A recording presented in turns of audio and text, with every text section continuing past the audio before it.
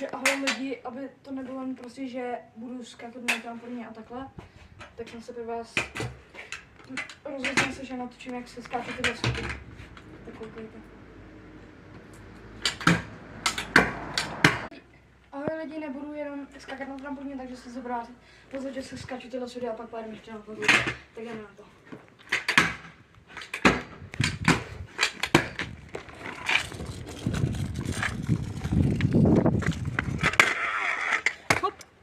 A dáme si to vypadá na jednu nohu.